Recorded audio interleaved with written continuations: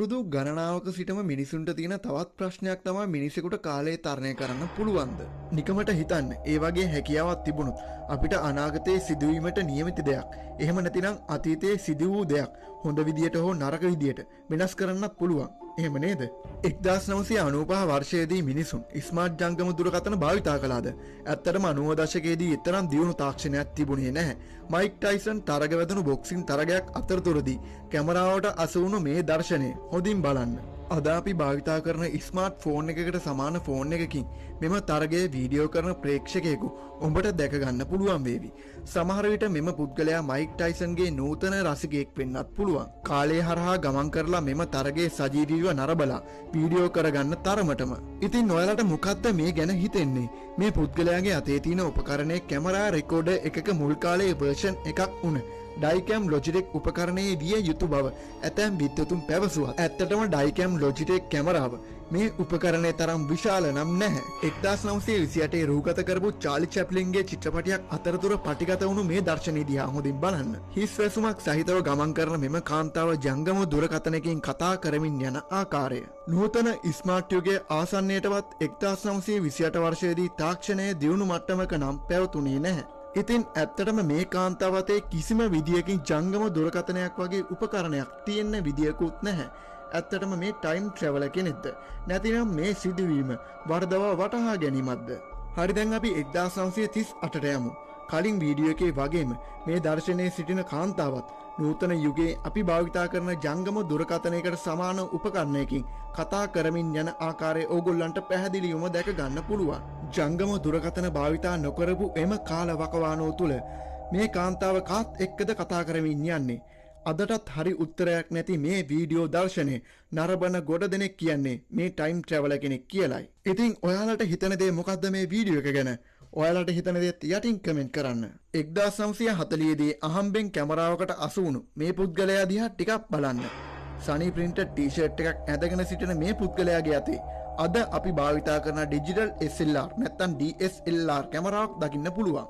ඒ වගේම අද අපි භාවිතා කරන ආකාරයේ සන්ග්ලාස් දෙකක්ද පැළඳ සිටිනවා. කැනඩාවේ සවුත්පෝක් පාලම නැවත විවෘත කිරීමේ අවස්ථාවකදී කැමරාවට සටහන් වුණු මේ පුද්ගලයා ඇත්තටම කාලය තරණය කළාද? ඇත්තටම මොහු කාලය තරණය කළා නම් මෙම පාලම විවෘත කිරීම සඳහා ඔහු සහභාගී වුණේ ඇයි?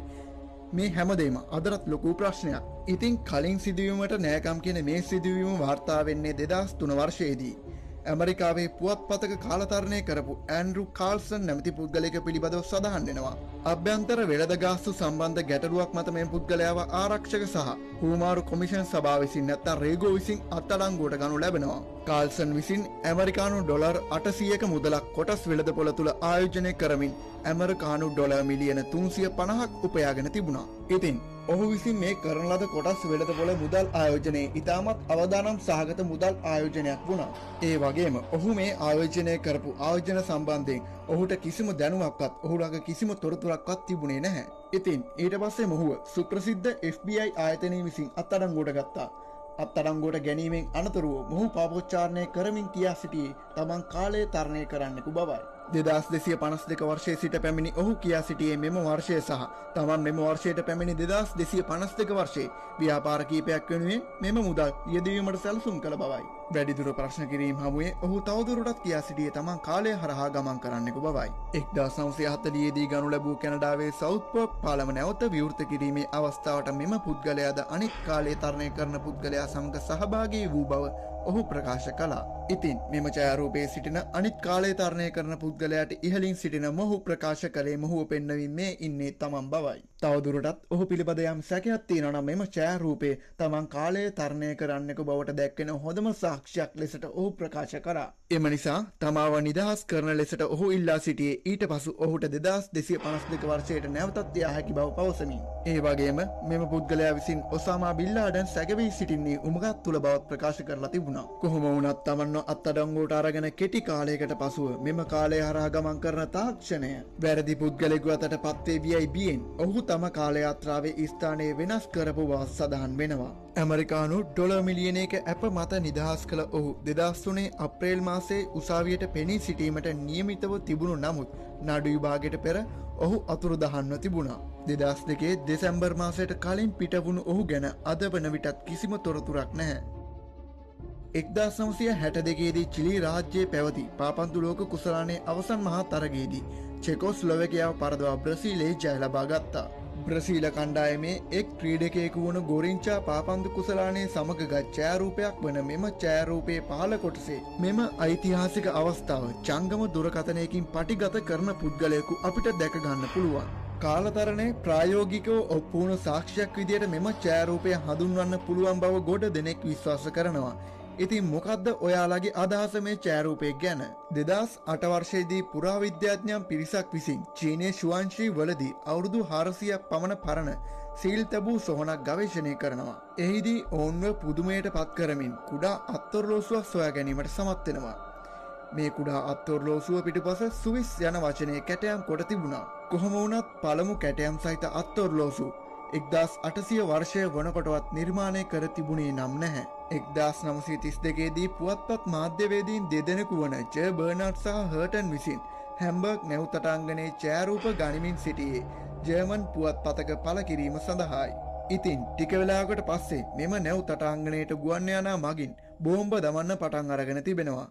ආරක්ෂිතව සිටි මොවුන් දෙදෙනා නැවත පැමිණීමෙන් පසුව මේ කතාව ගැන පැවසුවත් කිසිම කෙනෙක් මෙය විශ්වාස කළේ නම් නැහැ.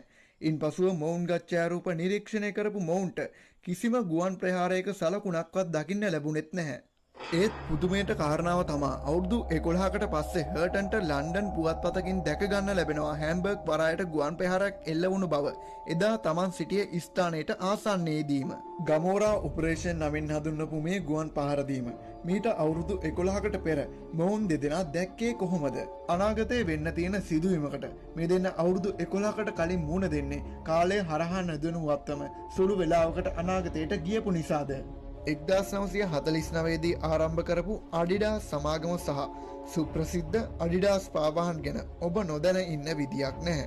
ඉතින් මොංගෝලියාවේ අල්ටි කඳුකර ප්‍රදේශයෙන් 2016 දී සොයාගත් අවුරුදු 1100ක් පමණ පරණ අවුරුදු 30ත් 40ත් අතර වන කාන්තාවකගේ මමිය සුවිශේෂී මමියක් වන්නේ මෙම කාන්තාව අඩිඩාස් පාවාහන් යුගලයකට බෙහෙවින් සමාන පාවාහන් යුගලයකින් සහ අද අපි නූතන යුගයේ භාවිතා කරන නවීන අත්බෑගයක් සමගින්ද සිටින නිසායි. ඇයගේ අත්බෑගයේ තිබුණු පිහිය තවමත් මලකඩ නොකාපු දිලිසෙන අලුත්ම පිහියක් වුණා. හිසට වැදුණු බරපතල මාරාන්තික පහරක් නිසා මිය ගිය මේ කාන්තාව වර්තමානයේ සිට අතීතයට ගමන් කළාද? එදා ජීවත් වුණ මිනිසුන් ඇය කාලය හරහා ගමන් කරන අයෙකු වීම නිසා මරා දමා මමියක් බවට පත් කළාද? උත්තරේ තාමත් අභිරහසක්. මම දැන් කතා කරන්න යන සිදුවීම ගැන කතා කරන්න හිතුවේ මේක ගොඩක් වෛරල් ගිය සිදුවීමක් නිසායි. ස්විස් ජාතිකයෙකු වන හැකර් නෝඩික් 2016 දී අගෝස්තු මාසයේ යම් දිනයක ඔහුගේ මුළුතැන්ගේ ජල කාන්දුවක් පිළිසකර කිරීමට ගිය අවස්ථාවේදී ඔහු පයිප්පේ දෙසට ලං වෙනවා සමගම 2042 වසරට කාලය හරහා ගමන් කරපු බව පවසනවා. ඉතින් මේ අවස්ථාවේදී ඔහු අනාගතේ එහෙම නැත්තම් 2042 දී වැඩි වියට පත්වුණු අවුරුදු 72ක් වයස තමන් සමගම කතා කරපු බවත් පැවසුවා. ඉතින් මේ සිදුවීම කවුරුවත් විශ්වාස කරන්නේ නැතිවේ කියලා හිතපු ඔහු අනාගතයේ ජීවත් වෙන තමන් සමගම එකට ඉන්න වීඩියෝ පටයක්ද තමන්ගේ ජංගම දුරකථනයෙන් පටිගත කර ගන්නවා.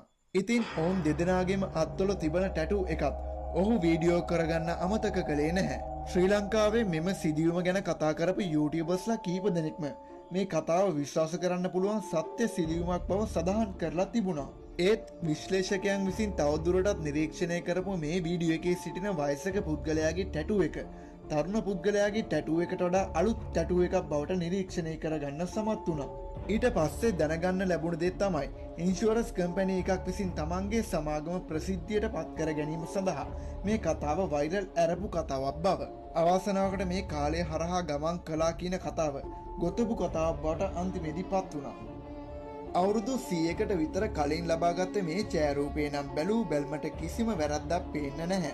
ඒත් මුහුදු වෙරළක් ආසන්නයේදී ලබාගත් මේ ඡායාරූපය අද අපි අදින ටී-ෂර්ට් එකකින් සහ කොට තලිසමකින් සැරසුණු තරුණ පුද්ගලයෙකු දැක ගන්න පුළුවන්. ඉතින් මේ පුද්ගලයාගේ දෙපැත්තේ සිටින මිනිසුන් දෙදෙනා කවුද මේ මිනිහා වගේ හැඟීමකින් මේ පුද්ගලයා දිහා බලාගෙන ඉන්න විදියත් ඔයගොල්ලන්ට දැක ගන්න පුළුවන්. මේ ඡායාරූපයේ සිටින අනිත් සෑම පුද්ගලයෙකුටම වඩා සම්පූර්ණයෙන්ම වෙනස් ඇඳුමක් ඇඳගෙන ඉන්න මේ පුද්ගලයා ඇත්තටම ටයිම් ට්‍රැවලර් කෙනෙක්ද? ඇමරිකානු අභ්‍යවකාශ ගගනගාමියෙක් සහ ජාත්‍යන්තර අභ්‍යවකාශ මධ්‍යස්ථානයේ පළමු කොමාන්ඩර්වරිය වන පෙගී විට්සන්ව විතරයි අපිට හඳුන්වන්න පුළුවන් ඇත්ත ලෝකයේ එකම කාල තරණය කළ පුද්ගලයා හැටියට. ජාත්‍යන්තර අභ්‍යවකාශ මධ්‍යස්ථානයේ දින 666ක් ගත කර ඇති ඇයගේ එක දිගට අභ්‍යවකාශ මධ්‍යස්ථානයේ ගත කර ඇති වැඩිම දින ගණන දවස් 289ක්. ඉතින් 2018 දී විශ්‍රාම ගියපු ඇය කාලතරණය කළේ කොහොමද? හරි, අපි දැන් මෙන්න මේ තියරි එකට එමු. ඇල්බර්ට් අයින්ස්ටයින්ගේ කාල නියම න්‍යායට අනුව කාලය වෙනස් විය හැක්කේ එකිනෙකට වෙනස් නිරීක්ෂණයන් දෙකක් අතරයි. සරලව මේ තියරිය ගැන කිව්වොත් අපි වේගයෙන් යන තරමට කාලය වැඩි වශයෙන් ගත වෙනවා. ඉතින් අභ්‍යවකාශයේ දින 288ක් ගමන් කර ඇය පෘථිවියට පැමිණීමේදී පෘථිවියේ සාමාන්‍ය කාලයෙන් තප්පර මෙරා 0.2ක කාලයක් ඇය ඉදිරියට ගමන් කරලා තියෙනවා. ඇල්බර්ට් අයින්ස්ටයින්ගේ මේ නියමයට අනුව පෙගී විට්සන් අභ්‍යවකාශයට ගියේ නැත්නම් ඇය ඇයටම වඩා තප්පර මෙරා 0.2ක් තරුණ වෙනවා. මේ කාලය ගැනිය නොහැකි තරම් කුඩා කාලයක් වුණත් මේ සංසිද්ධියෙන් කාල තරණය කිරීම කරන්න බැරි දෙයක් නම් නෙවෙයි කියලා සාක්ෂි එක්කම ඔප්පු වෙනවා. කුරුමිට්ටාව ෆලෝ කරන්නත් අමතක් කරන්න එපා.